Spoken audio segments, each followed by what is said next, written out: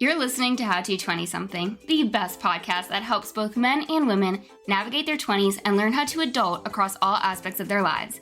We're going to focus on career, relationships, finances, fitness, nutrition, and all of the common challenges and obstacles a typical 20-something will face in this post-college life. I'm your host, Jess Diamond, and I am the CEO and founder of Jess Diamond Coaching, where I help young professionals get their shit together, gain their confidence, and own their life. No one prepares you for this adulting world, so allow me to help you feel like you are no longer a chicken running around with its head cut off, and that you actually know what the hell is going on and what your next step to take is. Welcome to How to 20-something. Welcome back to How to 20-something with me, your host Jess. And today I want to come on here and talk to you about your sneakiest fear. This topic has come up with a lot of clients lately, and they don't even realize it's happening until I bring it to their attention. And we need it brought to our attention so we can better understand how our fear is trying to sabotage us from what we want most. You see, we all experience fear. It's a given. It's unavoidable. And earlier this year, I gave a workshop on the top 5 confidence-killing fears and what to do about them because of how relevant fear is to our life. Which, side note, if you want to stay up to date on my upcoming workshops, insights into the episode for that week, and receive a life hack of the month every month, then you should really join my email list. They get first dibs on everything I do, and I promise you I won't spam you. But you can sign up by going and downloading my favorite resource right now, which is a quick little assessment on how well you're adulting, or you can scroll to the bottom of my website and just subscribe to my emails.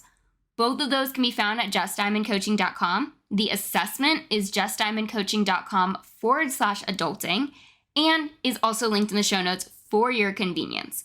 But back on topic, in that fear workshop, I said all of the fears we have operate under the overarching umbrella fear, the fear of the unknown, where your brain is trying its best to protect you from what you don't know. That protection prevents you from taking risks on yourself and presents a really convincing argument as to why you should continue living exactly as you are, even if what you're currently experiencing is undesirable. Your fear of the unknown reasons that this experience that you aren't loving right now is still better than what we don't know could happen if we decide to change our course of action. In other words, your brain is convinced that what it doesn't know will in fact kill you, even if it's something as simple as going somewhere new. One of my clients right now says that she gets a lot of anxiety walking into a new building, and I told her that's pretty normal as our brains are wired for survival at all times. So even though logically we know there probably isn't an axe murderer on the other side of that door waiting for you to walk into the library, your brain is conditioned to believe that there very well could be. And I mean, yeah, in today's world, there honestly could be, as in there isn't a 0% chance, but for the most part, you know walking into a library is safe. It's more so uncomfortable that you don't know where to go, so your body's response is to fight, flight, or freeze. And that's where anxiety comes in. None of us have a crystal ball and can see into the future or know what could happen next, and that's why the fear of the unknown is accompanied with the top 5 confidence-killing fears, which those 5 fears are the fear of rejection, the fear of regret, the fear of judgment, the fear of failure, and the fear of success. And it's that last one that I'm going to be talking to you about today. Like I said, your fears aren't bad. They are designed to keep you alive. My coach likes to say our brain is designed to help you survive, not thrive. However, in today's modernized world, we are trained to want to thrive, making it a very conflicting aspect for your brain to comprehend. So it's on you to seek out the resources that are trained to help you thrive and remind your brain that you're going to survive. And if you don't, well, then there's nothing to worry about any longer. But this is where working with a coach comes in really handy because most of the time, your coach has already gone through something similar and can help you navigate those murky waters for yourself. So there's less of an unknown that your brain can freak out over. And with that is coming up with multiple different ways to calm your brain down, as well as set up a way to celebrate yourself after you did the damn thing, which I'll get into a little further a little later on. All of us have fears of the unknown. And that ranges from walking into a new room, to moving across the country, to leaving your relationship, to changing careers. There is no way to know what happens next, but if you put a rough plan in place for what you could do next, or what you could do if something were to happen, it becomes a little bit more tolerable to manage. Most people come to me because their fears are stopping them dead in their tracks and they don't know how to move forward. It's as though their brain is fighting itself, where they envision this amazing life and big dreams for themselves and then become too afraid to actually make moves towards that, or don't even know how to take that first step. I work on my fears regularly because I know they'll never go away. They just become easier to recognize and manage. And then my coach and therapist help me move the needle so I can be the coach for all of you and the other 20-somethings out there who have yet to find me. Now, today's episode is not about all of the fears because that's what the workshop was for, but I did want to come on here and talk to you about the most sneaky fear hiding under the fear of the unknown, and that is the fear of success. Your fear of success is holding you back from all of the experiences and adventures you want for yourself and serves as a way to pop up as a roadblock trying to veer you off track. And you might be thinking, a fear of success? Who wouldn't want to be successful? So it sounds counterintuitive, and that's why it's so damn sneaky. I was on a call with a new client and this exact topic came up, so we can actually thank him for inspiring me to make this episode. Today's episode is going to help you see where your fear of success is surfacing and what you can do about it, while also looking for the sneaky ways your brain is trying to self-sabotage you. So let's get into it. The fear of success actually has a name, and it's called achievemephobia. It kind of like how a fear of spiders is arachnophobia, except this fear is purely psychological and not based on an 8-legged creepy crawler with invisible webs flying out of its butt and could bite you. And yes, I have arachnophobia. Achievemephobia is feeling anxious or afraid about achieving goals or reaching higher levels of accomplishments. It's an anxiety about what change lies ahead as a result of reaching success. And it can be really unsettling. Those changes could be more responsibility, which puts pressure on you to not mess up, or less free time to lounge around and have fun and travel. Your fear of success also leads to imposter syndrome, like, who am I to do this or have this? Or you doubt your abilities and attribute the success to luck. I have a habit of doing that one. It's also the fear of, what if I get it all and then lose it all? That one's also me. It's a fear of who you might lose or leave behind as you climb to the top. It's the fear that nothing will change when you become successful, meaning you aren't any more happy, any more loved, any more accepted. So your success and the entire journey you went through would have been for nothing. It's even not wanting to receive too much attention out of the fear or lack of desire for scrutiny that could come with success, especially from people online. It's also being afraid that your success will take away from someone else's. As in, if you get promoted, that means your favorite coworker, Sally Mae, did not. We all experience a fear of success when we're on a mission to uplevel our current life or situation. So first things first is know that this is completely normal. The new client who inspired this episode has a fear of success where he's afraid that if he achieves everything he sets out on, there's not going to be anything else left. He phrased it as, what if there's no other mountain to climb? What if this is it? Lately, I've been fortunate enough to experience a fear of success when it comes to my business and dating life in relation to my time. I become afraid of having too many clients that I won't be able to manage them all while still taking care of myself and being able to live my life. It's a very good problem to have that people are seeking me out, yet my brain is like, you're going to get so overwhelmed. Even though I know I have impeccable time management skills and will not bite off more than I can chew. This fear of success also comes in the form of imposter syndrome, as I mentioned before, where I think, who am I to coach other people? Or wait, how do they trust me? Even though I've been doing this line of work for several years now, and all of my clients have had incredible success. My fear of success around dating stems from two places. One of which is the fear of heartbreak, which is a risk that comes with finding your person. And the other one is the fear of not being able to thrive in my business because now my free time is spent with this person. Maybe for you, your fear of success comes from a promotion, where you really do want a promotion at your work, but you're afraid of the additional tasks and responsibilities that come with it, and or you experience imposter syndrome where you think, who am I to have this role? I have no idea what I'm even doing. Or you have a similar fear of success around dating as I do. I had a client last year whose fear of success was centered around her body. She would self-sabotage and not do her action steps because of that underlying fear where her brain was like, what if you get the body of your dreams and are so healthy, but nothing in your life changes as a result? So for her, it meant she wasn't any more happy and was still single, and the only thing that's changed was her appearance. And that's when we got to have a conversation about how showing up for herself and putting herself first will help her be successful as a nurse and feel happier overall, which will then attract the right people to her life. And guess what ended up happening? She got some pretty high recognition awards from her work, and during our time together, found the love of her life. And yes, I checked in with her recently, and she's still in her happy relationship and thriving at work and back in school and keeping up with her health. But initially, her fear of success was talking her out of changing her habits, her old habits, that she knew weren't helping her reach her goals.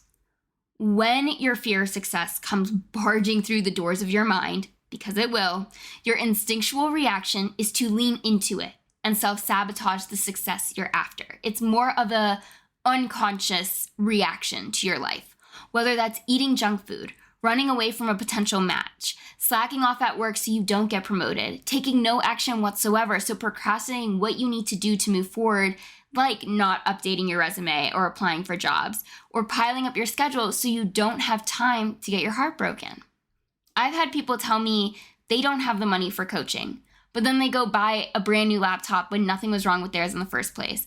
Or I had one potential client say she needs to save money for coaching first, and then went and paid for her parents to take a trip somewhere just because she thought they deserved an all-expense-paid trip. People will also binge on food or go back to their old habits when they're close to reaching a health milestone. People will search far and wide for what's wrong with a potential mate so they stay single. The fear of success even comes in the form of dismissing compliments or achievements. I think this is true, especially for us females, because for some reason, we feel the need to give a compliment back or downplay the one we receive instead of just saying thank you and accepting the compliment for what it is. I know I'm guilty of this. One of my girlfriends even told me recently that I'm beautiful in person and I photograph well. And in response, I was like, oh, I don't really photograph well. And she was like, just take the damn compliment and say thank you. And she was right to tell me that. Yet I couldn't fully accept it. And it's because you're in this constant battle with your own brain of wanting more, but wanting life to remain exactly as it is out of the fear of what could happen next or as a result of this newfound success. So how do we overcome this fear of success after first recognizing how it presents itself in our life? Well, there are actually a lot of things you can do, which I'll explain. But first, I want to give you my 4 steps. This is what I mentioned in the workshop too. Step 1 is to paint the picture of what this success looks like. I usually have a new client do this to some extent, so I know what it is that they truly want out of their life. You can write this out in the form of a day in the life when you feel you reach the level of success you're after, but it's basically writing out and getting really clear on what you will be doing, being, and having as a result of you achieving your goals. It's creating a clear mental picture of your desired future. And all of us are going to define success differently. So that's why you need to create your clear picture, have your vision in mind so that you know what you're working towards. Because at the end of the day, we all want the same things. We all want happiness, success, and love. But how that shows up in everyone's life is going to vary based on what it is that they want out of their life or what their definitions of success, happiness, and love are. Leading me to step 2, which is what else becomes possible as a result of this success? Or in other words, what will you be able to do that you can't do right now? Maybe with the promotion at work, you'll be able to afford a nice vacation for yourself. Or with a new relationship, you'll be able to do cute coupley activities this fall. Or when you have better health, you'll feel more inclined to do more active social events like pickup sports or run club and meet people. And then step 3 is who else might benefit as a result. And this is a 2-parter because one part of focusing on who else will benefit shifts the focus from how someone could judge you or who you could lose, and places a greater emphasis on how your success will lead to someone else's increase in success and happiness as well. As humans, we naturally want to help other people. So this third step is really useful for when your little mind gremlins try to talk you out of seeing this venture through to the other side. It's shifting the focus from seeking external validation and approval and tying your self-worth to your success to being in full control of your decisions and the way your life pans out, and not relying or operating on the expectations or, like I said, approval of others. Like maybe your parents will be less stressed because you're becoming more financially secure and responsible. Maybe your friends won't be as worried about your health. Maybe you'll be able to take things to the next level in your relationship. Maybe taking that promotion will help your company thrive and other people will get to keep their jobs instead of being laid off. Your success will always bleed into other people's lives in very positive ways, and we need to keep that in mind to help encourage us to keep going on this path. And finally, step 4 is to celebrate your damn achievements. You need to set smaller, incremental goals and acknowledge every win you collect along the way. I've mentioned this in several episodes now. Similar to acknowledging how your success will benefit other people, acknowledging these wins will also motivate you to want to keep going, while also creating evidence that you're not going to die from this success, that it's possible for you to achieve, and that your world isn't burning down because you took a step towards making your vision become your reality. Some other helpful tactics to pushing past your fear of success is to normalize the challenges that come with the success. Make a plan to combat your fears, like what time boundaries you'll set when you get into a new relationship so you don't leave your single friends behind, or what tasks you'll be able to delegate out when you get promoted and are assigned with newer and greater responsibilities, or even where to invest your new money that you're bringing in so you don't lose it all and end up bankrupt, or have a cute little outfit waiting for you to wear when you reach that new and improved body. You need to celebrate your success, your wins, every milestone that you hit, no matter how small, along the way. And the last thing I want to touch on when it comes to your success is to know that mistakes are part of the journey to the top. It's okay to make mistakes as long as you don't sit in your own self-pity for too long. I said at the beginning of this episode, and I'm going to say it again, our brains are built to survive, not thrive. But in today's modern world, all we want is to thrive. So it's against our human nature and every fiber in our being, yet we are drawn to the game of reaching our next level. Implementing all of these strategies does take time and effort, and it's not something a 20-minute episode is going to immediately cure. So, if after listening to this episode, you're realizing that you are standing in your own way of the life you really want, but don't know how to step aside or move forward, then it's time you and I had a conversation. I help my clients create a solid foundation in their habits, from what they're eating to how they cope with life, so they can move into their vision of success and the roadmap it takes to get there, with me acting as your guide. Whether that success is becoming a stay-at-home parent, the CEO of your own business, a complete career change, or moving to New Zealand.